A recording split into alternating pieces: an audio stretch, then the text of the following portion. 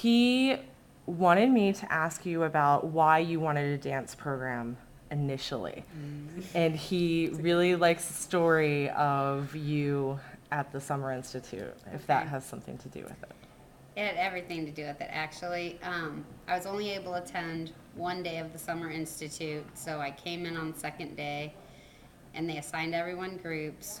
And when I found out I was in dance, I was like, oh no. And then they said, well, if you're really, really uncomfortable, which I was, then tell us and we won't make you do it. And I'm looking around, nobody else is getting up, and I'm like, okay, I'll just give it a try because my kids are uncomfortable, I'm sure, and scared when they come to my class, so this will be a good experience.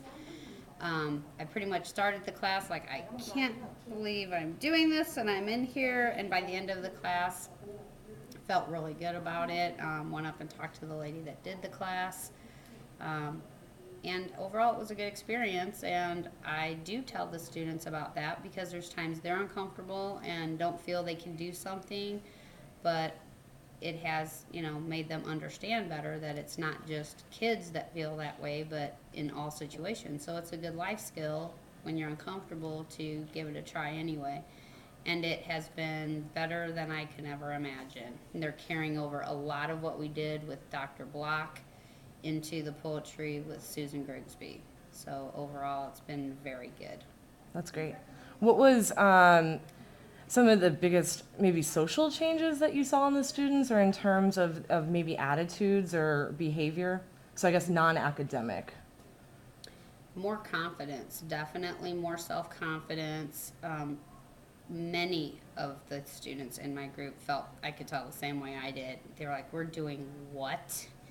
And then some of the boys from other countries, they don't really dance with the girls at this age, but when we did pair off in groups, I ended up with a group with 2 girls and a boy.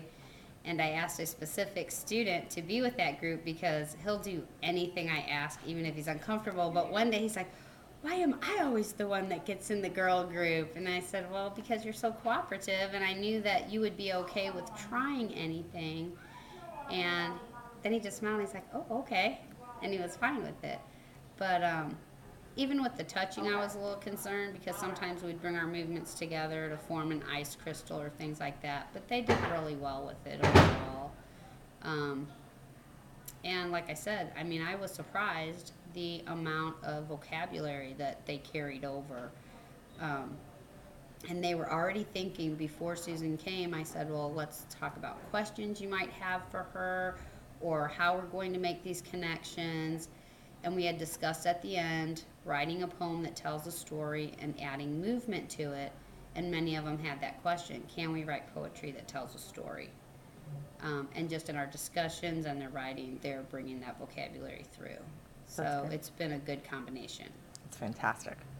What about, have you found that you're planning on doing more whole body movement and more dance in the class yourself? Or is that something that you're thinking about for future lessons to incorporate that yourself into what you do? The nature of what we do requires that anyway. It's almost like at different points now, if I compare when I started teaching ESOL to now, it's much more animated. It's almost like signing while you're teaching. And it definitely, I think this program particularly proves that movement does help them retain that information. So definitely continue what we're doing, but anytime we can add movements, it definitely helps them. That's great. Thank you. Go ahead.